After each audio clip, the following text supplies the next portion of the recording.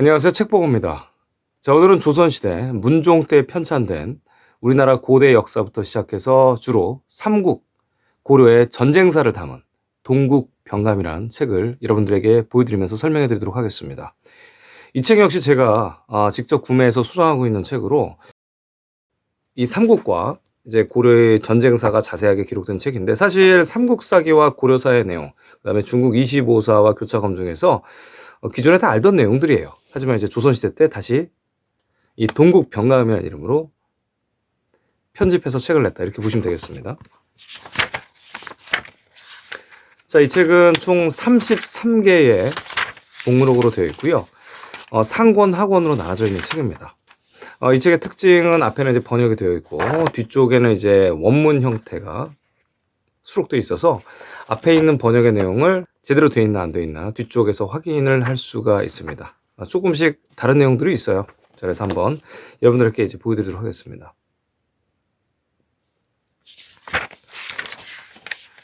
자, 처음에는 이제 한무제, 조선의 침략, 한나라가 고조선을 침략했다는 내용이죠. 자, 한사군에 대한 내용이고, 그 다음에 바로 이제 고구려, 고구려의 전투 기록이 나옵니다. 오늘 우리가 이제 볼 내용은 고려 시대 때 전쟁 기록이에요. 이 내용들을 보면서 제가 쉽게 여러분들에게 설명을 해드리도록 하겠습니다. 자, 18번 항목부터 시작되는데요. 이제 거란이 고려를 침범하다라는 내용으로 이제 시작이 됩니다. 제가 조금씩 읽어드리면서 여러분들에게 그 지역명에 대한 깔끔한 설명을 좀 해드리도록 하겠습니다. 고려시대 성종 때, 993년에 고려의 서북계 쪽에 이제 여진족이 알리기를, 그러니까 서여진이죠. 서여진이 알리기를 거란이 군사를 일으키고 곧 침범을 할 예정이다 라고 말하였다. 고려 조정에서는 논하기를 서여진이 우리를 속이는 것 같습니다 라고 말하면서 방비를 하지 않았다. 8월 달에 서여진이 다시 알리기를 거란, 즉 요나라의 군사가 오고 있습니다. 자, 이 내용은 벌써 고려사에 다 있는 내용이지만 이제 조선시대 때 다시 편찬을 한 거죠. 전쟁 기록사만 빼서. 자, 그래서 11월에 고려는 북쪽 경계에 진을 치고 거란을 맞게 했다. 10월 달에 고려의 황제는 서경의 행차에서 안북부, 안의 북쪽에 있는 북부에 이르렀는데 거란, 즉 요나라의 부마 소손영이 군사를 거느리고 봉산군을 치고 우리의 선봉인 윤수한 등을 사로잡았다는 말을 듣고는 이 고려 황제는 더 나가지 못하고 돌아왔다. 이 고려의 서인은 군사를 이끌고 봉산을 구하려고 했는데 이 거란의 소손영이 큰 소리를 내고 말했다. 야, 우리 거란, 즉 요나라는 이미 고구려의 옛 땅에 나라를 세웠는데 지금 고려는 우리 요나라, 즉 거란의 강토를 침범하고 빼앗음으로 곧 토벌하게 됐다. 자, 이 얘기는 무슨 얘기냐면 거란이 고구려의 영토에서 나라를 세웠다는 얘기입니다. 지금 현재 한반도에서 고구려 영토에서 요나라가 건국을 했을까요? 아니겠죠.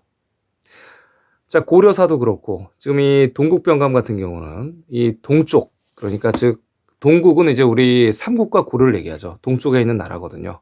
병감. 이 병감에서도 마찬가지로 고구려의 옛 땅에 나라를 세웠다는 얘기입니다. 태행산맥 있는 쪽에 벌써 요나라는 나라를 세웠다. 그런데 지금 태행산맥 동쪽을 지금 고려가 뺏었으므로 곧 토벌하게 됐다, 이런 얘기를 하고 있죠. 그리고 이제 소순영이 또 얘기를 하죠. 이 요나라, 즉 거란은 사방을 다 통일을 하고 있고 아직 우리나라에 항복을 하지 않는 나라는 소탕하려는 거니 속히 고려는 항복을 해라. 자, 고려의 서인은 그 글을 보고 돌아와서 고려의 황제에게 우리가 화친해야 됩니다 라고 얘기를 했다. 그러자 이제 이 거란의 소순영이 또 글을 보내면서 말했다. 이 거란의 80만 명의 군사가 이르렀고 만약 강을 건너와서 항복하지 않으면 마땅히 고려 군사를 다 죽여 없앨 것이다. 자, 또한 소손영은 또 이렇게 말했다고 하죠. 고려는 이 백성들을 잘 보살피지 않으므로 곧 천벌을 내가 지금 내리려고 한다. 만약 화친할 것을 원한다면 마땅히 와서 속히 항복해라 라고 얘기를 하고 있습니다. 자, 고려 황제는 이제 군신들을 모으고 이를 논의했습니다. 자, 이 이야기는 무슨 얘기냐면 거란의 소손영이 고려를 직접 침범해서 박살을 내면 되는데 지금 이렇게 구두로 얘기를 하고 있다는 얘기입니다. 이 이야기는 뭐냐면 협상을 하려면 둘의 관계가 서로 국력의 차이가 비슷하다는 얘기죠. 그러니까 거란도, 그러니까 요나라도 고려를 정복하기 위해서는 큰 피해를 감수해야 되기 때문에 지금 이렇게 항복을 해라, 구두로서 얘기를 하고 있는 겁니다. 자, 고려의 이제 신하들이, 고려 황제가 이제 개경으로 돌아간 다음에 우리 신하들이 군사를 거느리고 가서 거란에 항복을 하는 게 낫겠습니다, 이렇게 얘기를 하고 있고, 어떤 신하는 이 서경, 그러니까 북경의 이북의 땅을 거란에게 주고, 원래 북경 이북의 땅도 원래 고려 땅이었습니다. 그러니까 북쪽의 땅을 그들한테 주고, 자, 황주로부터 전령까지, 이 전령은 곧 자비령으로 서흥부에 있다. 그래서 이제 자비령은 지금 현재 북경 위쪽에 자비욕이라는, 자비의 골짜기라는 지역이 남아있죠. 이쪽을 주는 게 좋겠습니다, 라고 얘기를 하니까 고려 황제가 땅을 좀 나눠주자라는 의견을 따르려고 하고, 서경의 창고에 쌓아둔 쌀을 꺼내서 백성들이 마음대로 가져가도록 하였다. 그래도 이 쌀이 남은 게 많았죠. 이 고려 황제는 이 적의 군수물자가 될 수도 있다는 것을 염려해서 이 쌀을 대동강에 던져버리려 했다. 고려의 서희가 앞으로 나와서 말했죠. 식량이 풍족하면 이 성을 지킬 수도 있고 싸움을 이길 수도 있습니다. 전쟁에서 이기고 지는 것은 강하고 약한 데 있는 게 아니라 적이 허약한 틈을 타서 공격하는데 있는 겁니다. 식량이란 것은 이 백성들의 생명인데 적의 군사 물자가 될지언정 헛되이 어떻게 강물에 버리면 되겠습니까? 자, 고려 황제도 그렇게 생각해서 대동강에, 이 북경 근처의 대동강에 버리는 것을 그만두었다. 고려의 서인은 또 말하기를 거란의 동경으로부터, 그러니까 태행산맥의 동쪽이에요. 거란의 동경으로부터 안 북부, 안이란 거는 이제 하북성을 얘기를 합니다. 안의 북쪽까지 모두 다 서여진의 근거지가 되었으므로 고려의 4대 임금 광종께서 가주, 송성 등의 성을 쌓았는데, 그죠? 태행산맥부터 북경까지 이제 성을 쌓았다는 얘기입니다. 지금의 거란의 군사가 이 두 성을 뺏으려고 합니다. 그들이 이제 이 거란이 고구려의 옛 땅을 뺏겠다는 것은 실로 우리 고려를 두려워하기 때문입니다. 그런데 이 상황에서 이 거란이 고구려의 옛 땅을 빼앗겠다는 것은 이 앞으로 이 고려가 두 성을 갖고 있으면 함락하기가 어렵고 두려워하기 때문입니다. 그런데 이 상황에서 우리 고려가 서경의 이북 땅을 준다는 내용은, 그러니까 북경의 이북의 땅을 준다는 얘기는 올바른 계략이 아닙니다. 우리의 이북 역시 고구려의 옛날 땅인데 이 거란이 욕심이 심한 놈들인데 어떻게 땅을 그대로 갈라준다는 겁니까? 자, 제가 원하건대 우리 고려 황제께서는 개경으로 돌아가시고 우리 신하들은 한번 모여서 이 거란과 함께 싸우게 하신 다음에 다시 그 다음에 승리하거나 패전하는 걸 봐서 의논하여도 늦지 않을 듯합니다. 자, 또 고려에 또 이자백이라는 신하가 나와서 이렇게 얘기했다고 하죠. 우리의 태조 왕건께서 나라를 세우시고 대를 이어서 오늘날까지 왔는데 갑자기 땅을 거란, 즉 요나라에게 그냥 주려고 하니 이게 어찌 통탄한 일이 아니겠습니까? 이 거란의 소순영이 이 고려의 답변을 기다렸는데 아무런 대답이 없으므로 드디어 이 안융진이라는, 이제 북경 아래 안주가 있죠. 안주를 공격했다. 하지만 이제 고려의 중랑장 대도수 그리고 낭장의 유방이 거란과 싸워서 이겨버리니까 거란의 소순영은 감히 다시 공격하지 못하고 외교관을 보내서 야, 고려야, 항복해라 라고 독촉했다. 이렇게 기록되어 있죠. 자, 여기 이제 두 번째, 이제 고려의 장영을 거란의 이제 진영으로 파견을 했습니다. 그랬더니 이제 거란의 소순영이 말했죠. 야, 이런 하찮은 신하 말고 좀 직급이 높은 대신을 불러오라 라고 얘기를 했습니다. 그랬더니 이제 고려의 황제가 신하들한테 물어봤죠.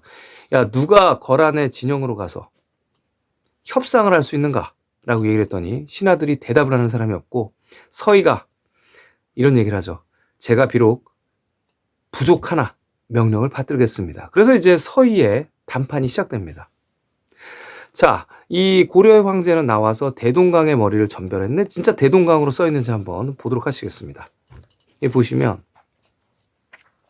18에 보면 여기 보시면 이제 왕이 나왔는데 이제 강두라고 했죠. 근데 여기는 보면 왕이 나와 강머리 하고 대동강을 그냥 각주를 달아놓은 거예요. 한국에서. 그러니까 원문에 없는 내용입니다. 이런 내용이. 그러니까 대동강이 아니란 얘기예요. 갑자기 대동강이 나올 리가 없죠.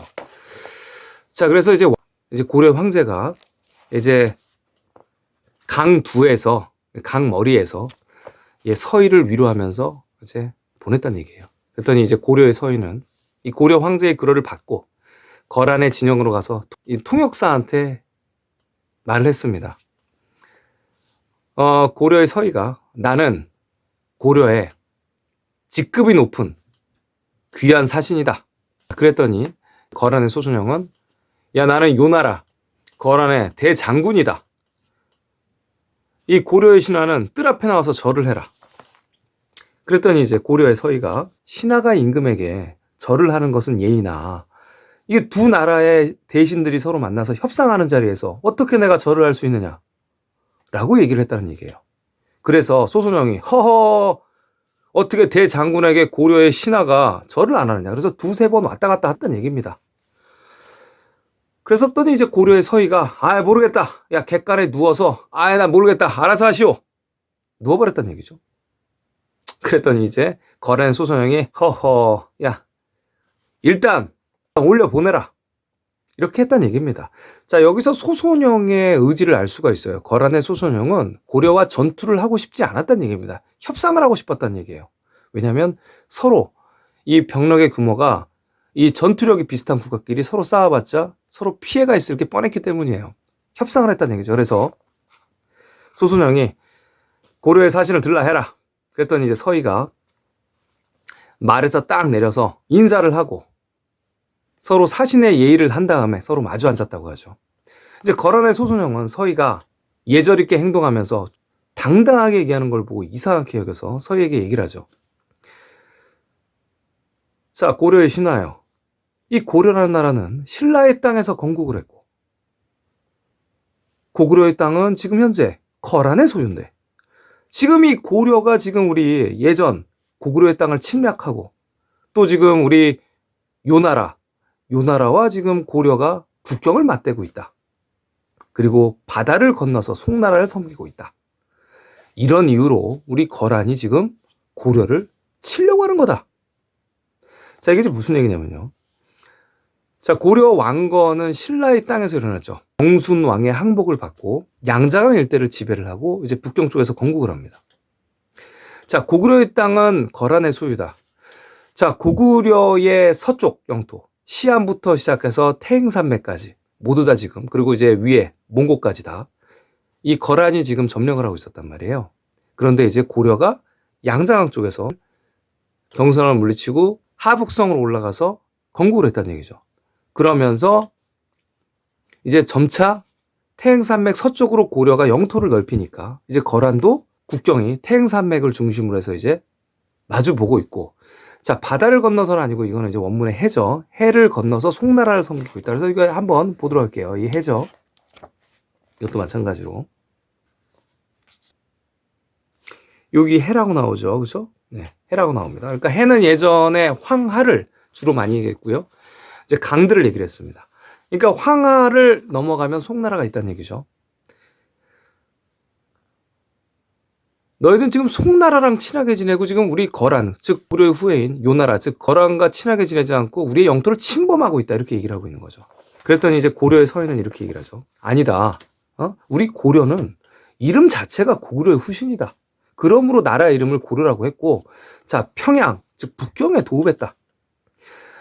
만약 이 국경을 노란다면 이 거란의 동경도 다 우리 땅이야. 왜냐? 압록강의 안쪽이 지금 현재 우리 고려 땅이니까 압록강을 지금 넘어왔기 때문에 너희 거란의 동경도 지금 현재 우리 땅이다. 응? 지금은 서여진들이 살면서 싹바르고 변덕스럽고 간사하게 지금 길을 막아서 우리가 해, 즉 황하나 아니면 강을 건너서 송나라와 사귀는 것보다도 이 거란을 만나기가 더 어렵다.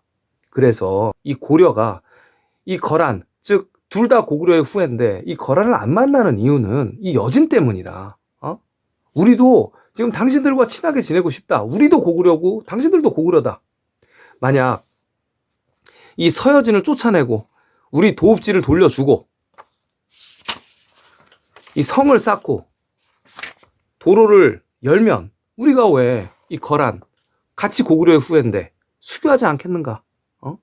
소선영 장군이 나의 말을 듣고 그대와 함께 알린다면 어찌 우리가 수용하지 않겠습니까? 라고 얘기를 했다는 얘기예요. 자, 이 거란의 소선영은 이 얘기를 듣고 뜻이 분명하구나. 그렇게 하자. 그 의견을 수렴하기로 했다는 얘기입니다. 그리고 잔치를 베풀고 그래 우리 그러면 속마음을 알았으니까 우리 서로 국력이 비슷한 나라끼리 전투를 해봤자 서로 피해가 크니 자 이제 우리 동맹을 맺는 걸로 하고 자 잔치를 베풀고 서로 피로연을 갖자라고 했더니 고려의 서희가 얘기를 하길 우리 고려 군사들이 멀리 와서 지금 지쳐 있는데 우리가 어떻게 윗사람으로서 아랫사람들이 보고 있는데 잔치를 어떻게 즐길 수가 있겠습니까? 라고 얘기했더니 거란의 소선영이 야, 두 나라의 대신들이 서로 만나겠는데 어찌 이렇게 예절이 없으면 되겠나? 이렇게 얘기를 하고 잔치를 마련해줬다는 얘기죠. 이 거란의 소선영은 드디어 모든 실정을 자세하게 얘기해서 이제 거란의 왕에게 이 이야기를 보고를 했죠.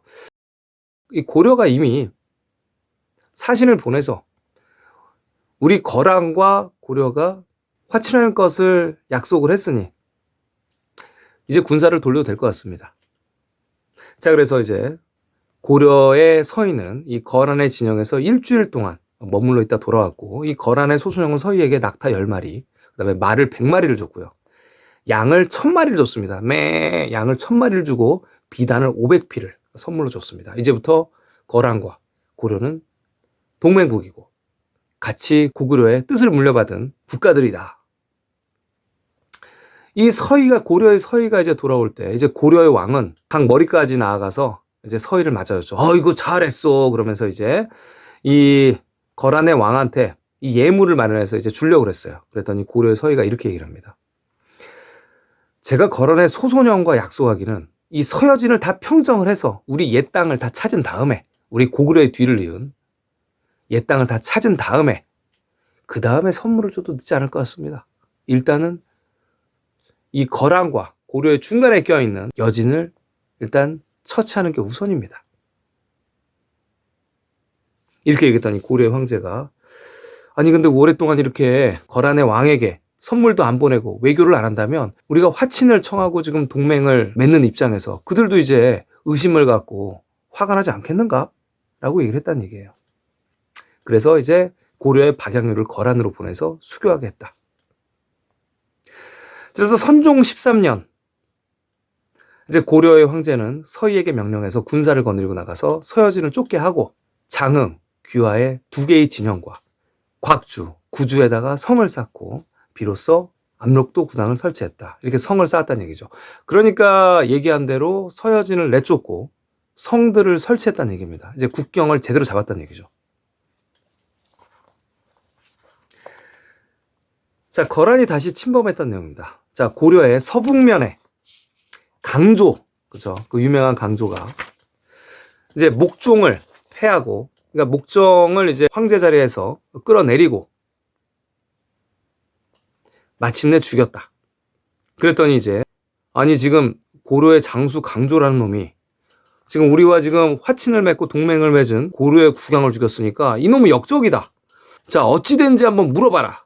그래서 이제 목종의 뒤를 이어서 고려 현종 때 이제 거란이 사신을 보내서 목종이 갑자기 도대체 왜 죽은 거냐? 라고 물어봤던 얘기죠. 자, 이때 이제 현종과 강조는 이제 분위기가 동맹을 맺고 있던 이제 이 고려의 황제를 죽였기 때문에 이 거란이 침략해 올 거라는 걸 예상을 해서 전선을 구축합니다. 한 나라의 지도자가 갑자기 살해가 됐기 때문에 상대편 국가에서 곧 쳐들어올 수도 있겠다 이렇게 생각을 하는 거죠. 자, 보니까 어지러운 이 틈을 타서 쳐들어올 수 있겠다 이렇게 생각을 하죠. 자, 그래서 보니까 이제 통주의 진영을 치고 거란을 방비했다는 얘기입니다. 지금 통주는 북경 아래에 있죠. 자, 이 거란은 사신을 보내서 야, 니네가 지금 나라가 보니까 개판이니까 자, 우리가 지금 군사를 일으켜서 지금 징벌을 해야겠다. 이렇게 얘기를 한다는 겁니다. 자, 11월에 또 이제 거란이 또 사신을 보내서 우리 거란의 왕께서 직접 출병한다. 이렇게 얘기를 했다고 합니다. 그래서 이제 거란의 왕이 압록강을 건너와 흥화진을 포위했습니다. 자, 압록강은 이제 태행산맥과 천진을 잇는 큰 강들이 있죠. 예, 그 강의 그 시원부터 시작해서 다 압강이라고 지금 불리는데요. 자, 흥화진을 포위했습니다. 자, 이때 고려의 장군은 구주의 북쪽, 이 구주의 북쪽인 육동, 탕정, 서리의 세 방면으로 나가서 거란과 싸웠으나 박살이 났습니다. 거란의 왕은 통주성 밖에서 남자들과 부녀자들에게 각각 옷과 돈을 주면서 편지 한 통을 주면서 군사 100여 명을 흥화진에 보내서 항복하라고 얘기를 한 거죠. 그 편지에는 이렇게 써 있다고 합니다. 지금 거란의 왕은 시해당한 고려의 황제와 친선을 도모하고 지내온 지가 오래되었는데 지금 역모를 한 이 강조라는 고려의 장수가 이 고려의 황제를 죽이고 어린 현종을 왕으로 지멋대로 세운 까닭에 내가 친히 군사를 이끌고 이 고려의 국경에 다다랐으니 여러분들은 그 강조와 현종을 잡아서 우리 거란의 앞으로 보내오면 우리는 군사를 돌려서 돌아갈 것이고 그렇지 않으면 바로 개경으로 들어가서 그대들의 아내들과 자식들을 죽일 것이다. 너희 지금 고려가 이렇게 정세가 엉망이다. 이렇게 얘기를 하고 있는 거죠. 그리고 그런 그 칙서를 화살에 딱 매서 쏴서 흥화진의 성문에 딱 박히겠다는 얘기죠. 고려의 이제 이승환은 딱 이걸 보고 우리는 항복하지 않겠다. 이 거란에게 항복하지 않겠다라는 뜻을 보였다고 합니다. 그러니까 이제 거란의 왕이 비단옷과 은그릇 등의 여러 가지 물건을 나눠주면서 타일렀다는 얘기죠. 그랬더니 20만 명의 군사를 이끌고 거란은 통주에 이르렀다는 얘기입니다. 자, 이 고려의 강조는 군사를 거느리고 통주성의 남쪽으로 나와서 군사를 세 패로 나눠서 강물 사이에 두고 진을 쳤는데 하나는 서쪽에 마련했고 세 곳에 물이 모이는 데를 의지하고 고려의 강조가 그 가운데 있고 하나는 주에 가까운 산에 마련하고 하나는 성에 붙어서 방어했다는 얘기죠. 자, 이 고려의 강조는 거란과 전투를 하면서 여러 번 승리를 했다는 얘기입니다. 고려의 강조가 드디어 적을 가볍게 여기는 마음이 생겨서 거란은 별거 아니구나 이런 마음이 생겨서 바둑을 두면서 쉬었다는 얘기죠. 자, 이제 거란의 선봉장인 야율정로는 이제 고려의 서쪽 진영에 진을 쳤습니다.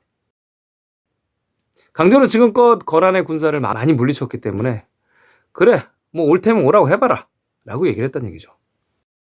강조 대장군님, 거란의 군사가 이미 많이 쳐들어왔습니다. 그때서야 이제 고려의 강조는 진짜인가? 아니 벌써? 이러면서 이제 잡혔다는 얘기죠. 이 거란의 군사는 이 기회를 틈타서 수십 리를 쫓아가서 고려의 3만 명의 군사의 목을 베었고요. 갑옷이나 무기 등 여러 가지 전리품을 획득했습니다. 이 거란의 왕은 고려의 강조를 잡아가서 이렇게 물어봤죠. 무릎을 꿇히고 너는 이제부터 거란의 신하가 되겠느냐? 그랬더니 고려의 강조는 이렇게 이야기를 합니다. 나는 고려 사람이다. 어찌 너희의 신하가 되란 말이냐? 다시 물어봐도 항상 강조는 나는 너의 신하가 될 수 없다. 나는 고려의 신하다. 이렇게 강조는 이 거란 왕의 회유에 넘어가지 않았습니다. 자, 이때 이제 거란은 이 강조의 그린 척 이렇게 글을 써서 흥화진으로 보내서 흥화진의 성주에게 항복해라 라고 말했더니 이제 흥화진의 이제 양규가 이렇게 얘기를 했죠. 나는 고려 황제의 명령을 받고 여기를 지키는 거지. 나는 강조의 명령을 받고 온 게 아니다. 그리고 항복을 안 했다고 합니다. 이 강조의 글씨가 적혀 있는 이 위조된 문서를 가지고 이제 통주로 가서 항복해라 라고 얘기를 했다고 하죠. 그러더니 이제 통주 성안에서는 모두 두려워했으나 성문을 닫고 굳게 지켰는데 모든 사람들이 똘똘 뭉쳐서 방어했다는 얘기입니다. 거란 군사가 곽주로 침입을 했고요. 이제 곽주는 패해서 성에 함락이 됐습니다. 거란은 군사 6,000명을 곽주에 두고 이 곽주를 지켰죠. 자, 그 다음에 이제 거란 군사가 이 청수강입니다. 이게 좀 오타가 나는데요. 이 청수는 청하가 하북성에 있죠. 지금 황하 바로 위에 있습니다. 이 청수강을 여기 이제 청천강인들은 각주고요. 이거 빼고요. 청수라는 게 이제 청하가 있습니다. 청수강에 이르렀는데 안북도호부 사공부시랑 박섬은 성을 버리고 도망갔다는 얘기죠.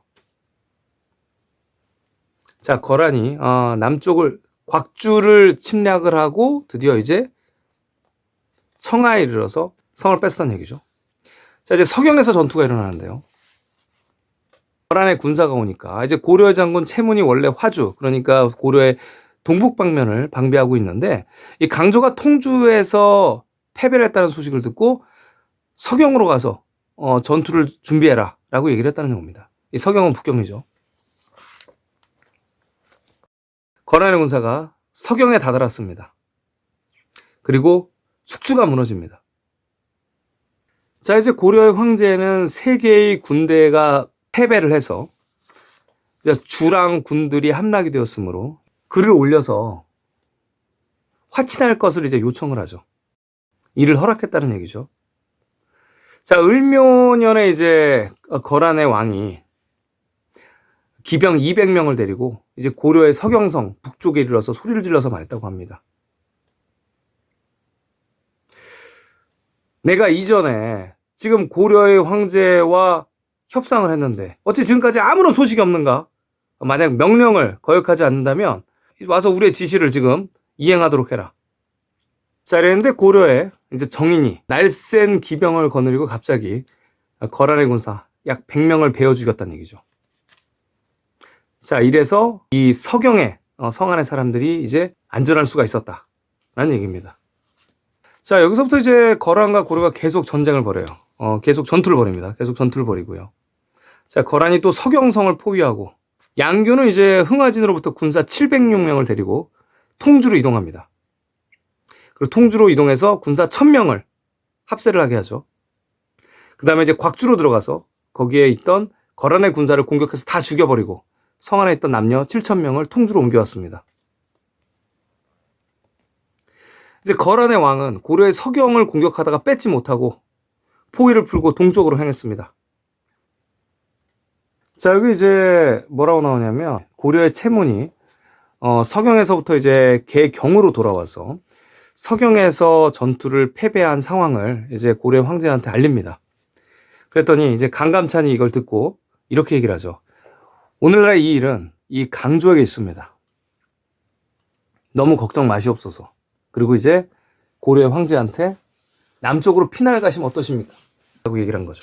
그날 밤에 이제 고려의 황제는 이제 현종은 후비와 함께 여러 시중들과 함께 여러 시중들 50명과 함께 서울을 떠나서 양주로 행차했습니다.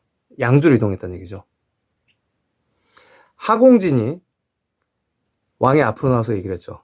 이 거란은 본래 적을 토벌하는 것을 명예로 삼습니다. 그들은 이미 강조를 잡아갔으므로 만약 사신을 보내서 화친을 청하면 군사를 돌리지 않을까요? 이렇게 하공진이 얘기를 합니다. 왕이 점을 쳐가지고 그 좋은 징조를 봤기 때문에 거란의 진영으로 가서 화친을 청하게 한번 해보자 라고 얘기를 하죠.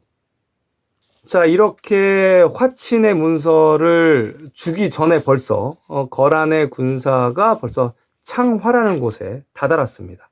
그러면서 물어봅니다. 야, 고려의 황제는 어딨냐? 그랬더니 하공진이 지금 강남으로 향했는데 어디 계신지를 알지 못하겠습니다. 그랬더니 이 거란이 얘기하죠. 야, 강남이 얼마나 먼 곳이냐? 그랬더니 강남은 아주 멀어서 그 거리가 몇만 리라는지 알 수가 없습니다. 당시 이제 중세시대이기 때문에 강남이라면 양자강의 아래를 강남이라고 합니다. 나주로 도망을 갔죠, 황제가. 그러자 이제 거란은 더 이상 추격하지 않고 돌아갔다는 얘기죠. 이 강남이 얼마나 멀었으면. 이 한반도로 지금 해석을 하면 이 나주, 전라도의 이제 나주가 이 개경, 그러니까 지금 서울 위쪽과 굉장히 가깝습니다. 하지만 이 당시는 이제 북경과 양자강 아래쪽에 나주로 봐야 돼요. 양자강 쪽에 나주로 봐야 돼요. 그럼 이제 거리가 꽤 있죠. 자, 현종 2년에 이제 거란의 왕은 개경에 들어왔죠. 그러니까 서경과 개경이 다 함락된 겁니다. 개경에 들어와서 이제 종묘 사직과 궁궐과 민옥들 다 불태워버립니다. 활활 태우죠. 고려의 하공진이 이제 거란의 진야에 가서 군사를 제발 되돌려 주십시오. 우리 고려의 종묘 사직과 궁궐과 이 가옥들이 다 불타고 있으니까 말이죠. 이 하공진은 지금 현재 거란에 잡혀 있는 상태고요. 겉으로는 이제 거란에 충성하는 듯 행실을 하기 때문에 이제 거란의 왕은 이 하공진을 매우 좋아하고 대우를 해줬습니다. 자, 하공진은 이렇게 얘기하죠. 이제 고려는 벌써 망한 거나 마찬가지입니다. 라고 얘기를 했다는 거죠. 자, 얼마 안 돼서 이제 고려 황제가 이제 개경으로 돌아온다는 말을 듣고 고려의 고영기는 중경에 있게 하고, 그러니까 고려도 중경이 있었다는 얘기입니다. 중경에 있게 하고 하공진은 영경에 있게 하고, 이때 당시 영경은 연이라는 거는 항상 산서성을 얘기를 합니다. 산서성 북쪽부터 시작해서 시안까지 다 연으로 불렸죠. 영경에 있겠다. 이 고려 말기에 이제 연이랑은 달라요. 이제 거란의 왕은 이 하공진이 마음에 들었기 때문에 여기서 계속 살라고 얘기를 하죠. 하지만 하공진도 마찬가지로 거란에서 살고 싶지는 않습니다. 라고 얘기를 했기 때문에 죽음을 당했죠. 자, 임진년에 이제 고려의 양규가 거란 군사를 공격을 해서 2,000명을 베어 죽이고 잡혀가던 남녀 3,000명을 빼앗아 돌아왔습니다. 또 이제 계사년에 이 고려의 양규는 거란 군사랑 또 싸워서 성령까지 추격을 해서 2,500명의 거란 군사의 목을 베고 잡혀가던 또 남녀 1,000명을 빼앗아서 돌아왔습니다. 또 병신년의 고려 장수 양규는 거란 군사와 또 싸워서 1,000명을 베어 죽이고 잡혀가던 남녀 1,000명을 빼앗아 돌아왔다. 이렇게 3번 싸웠고 다 이겼다. 이렇게 기록이 되어 있습니다. 또 이민년에 고려 양규는 거란 군사와 선봉과 맞서 싸워서 1,000명을 베어 죽였다. 그런데 갑자기 거란의 왕의 대군들이 달려들어서 이 왕규가 힘을 다해서 싸웠지만 화살이 다 떨어져서 함께 전사했다. 이렇게 왕규가 그동안 3번의 전투에서 승리했으나 4번째에 화살이 다 떨어져서 전사했다. 이렇게 기록되고 있죠. 이 고려 왕규는 7번 싸워서 거란 군사를 쳐죽인 게 매우 많았고 적에게 잡혀가던 남녀 백성 3만 명을 뺏었으며 말과 그다음에 여러 장비를 얻은 것은 헤아릴 수 없이 많았다. 이렇게 기록하고 있습니다. 자, 이제 거란의 군사가 압록강을 건너갔는데 이제 고려의 정성이 쫓아가서 공격을 해서 거란의 군사가 물에 빠져서 많이 죽었다는 얘기죠. 자, 이제 이 고려의 현종이 나주로부터 이제 개경으로 돌아왔습니다. 그래서 이제 열심히 싸운 장병들에게 상을 내리고 전쟁터에서 나가 싸우다가 전사한 장병들의 집에는 쌀과 배를 줘서 부주했다는 얘기죠. 자, 이렇게 여러분 보시면 이 서희와 소손영의 뭐 강동육주 이런 내용은 나오질 않습니다. 여기 보시면 이제 현종이 나주로 강남으로 도망을 간 후에도 계속 남아있던 자녀 고려 장군들은 싸웠다는 얘기죠. 자, 여기 보시면 이제 거란의 적이 또 고려를 침범한 내용인데 볼게요. 강동에 이제 현종 3년에 현종이 왕이 되고 3년 후에 이 거란의 왕이 야, 너희 그 고려의 황제는 나와라 이렇게 얘기를 한 거죠. 그랬더니 이제 이 고려 현종은 아파서 갈 수가 없다 라고 얘기를 한 겁니다. 그랬더니 이제 왕이 화가 나서 흥화, 통주, 용주, 곽주, 구주 6개의 성을 뺏겠다라고 얘기를 한 겁니다. 그 얘기는 뭐냐면 지금 현재 이 흥화진, 그 다음에 통주, 북경에 아래 있고요. 용주, 지금 태엠산맥 바로 붙어 있죠. 그 다음에 곽주도 마찬가지고요. 구주도 이 통주 아래 있고요. 자, 6개의 성을 뺏겠다라고 하죠. 여진과 거란의 군사들이 합쳐서 이제 압록강을 건너려고 했으나 이제 고려의 장군 김승희가 공격을 해서 물리쳤다는 얘기입니다. 자, 거란이 다시 6개의 성을 달라고 욕을 하죠. 6개의 성을 달라고 얘기를 한다는 얘기는 태행산맥 그쪽에 거의 성들이 있어야 된다는 얘기예요. 그쪽에서 멀지 않게 성이 있어야 된다는 얘기입니다. 자, 거의 다 하북성의 성들이죠. 자, 거란이 10월 달에 통주를 침입했습니다. 흥화진 장군이 이를 격파하고 거란의 군사 700명을 죽였는데 강물에 빠져 죽은 사람이 매우 많았다. 이렇게 나오죠. 이제 고려 현종 6년에 거란은 이제 압록강에다 다리를 만들어 놓습니다. 건너려고. 그 다리를 끼고 동쪽, 서쪽에다 성을 쌓았답니다. 자, 거란의 군사는 이제 흥화진을 포위했으나 고려의 장군이 이를 격투했다. 또 거란이 와서 6개의 성을 달라고 요구했고 또 북경 아래에 있는 통주를 공격했습니다. 자, 고려의 장군이 적군 700여 명을 죽였으나 고려의 장수 정신용 등이 여기서 전사했다. 이 거란의 군사는 영주, 이 영이라는 지역명도 굉장히 많죠. 이 영주를 공격하다가 이지 못하고 돌아갔고요. 그 다음 년에 거란은 선화. 이 선화라는 지역명이 있죠. 선주, 선화. 여러분 북경 위에 있습니다. 그죠? 이 선화, 그 다음에 정원을 뺏었고 북경 위를 뺏었고 여기다가 이제 성을 쌓았습니다. 고려 현종 7년에 이제 거란이 곽주를 침입했고요. 수만 명을 죽이고 군수품을 얻어가지고 이제 돌아갔죠. 거란의 사신 10명이 압록강에 이르렀으나 고려는 오지 말아라고 얘기한 거죠. 자, 거란이 다시 흥화진으로 와서 9일 동안 공격을 했으나 이기지 못하고 돌아갔다는 얘기입니다. 자, 현종 9년, 고려의 현종의 황제가 된 지 9년째입니다. 이제 거란의 소손형이 군사를 이끌고 쳐들어왔는데요. 그 수가 약 10만 명이라고 소리쳤습니다. 우리는 10만 명이다! 이 고려의 황제는 이 강감찬을 불러서 상원수, 원수 중에 가장 높은 상원수로 삼고 대장군 강민청을 부원수로 삼고 상원수, 부원수. 자, 그래서 군사 20만 8,300명을 거느리고 영주에 딱 주둔을 하고 흥화진에 이르러서 기병 11,000명을 뽑아서 산골에 숨겨놓고 그쵸. 그러니까 흥화진이 거의 산골에 있어야 된다는 얘기예요. 조금. 그 다음에 성의 동쪽에 큰 시냇물을 막아놨습니다. 막아놓고 적이 딱 오자 이 막아놨던 시냇물을 틀어놓은 거죠.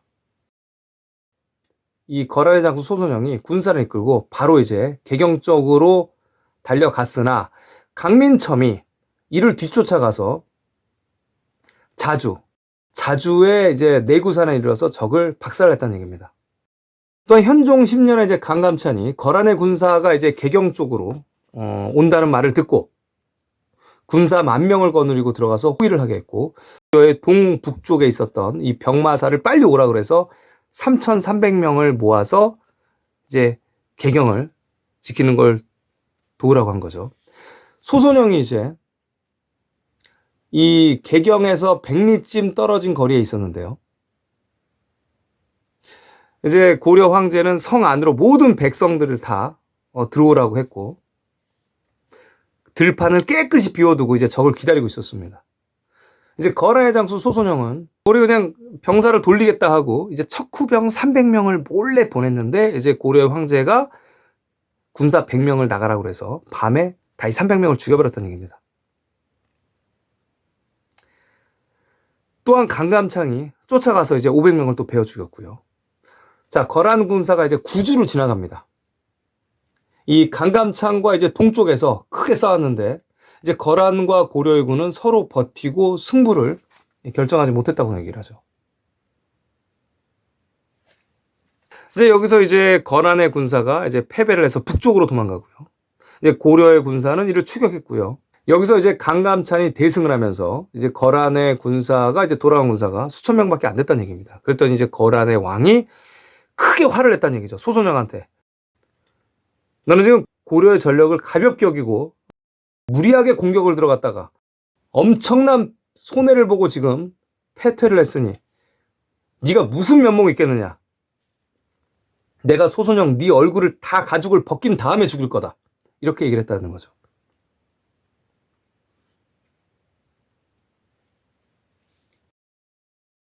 이렇게 고려가 어떻게든 이제 거란의 침략을 막았다는 얘기입니다. 자, 그래서 이제 고려의 동국병감, 이 상이 끝나죠.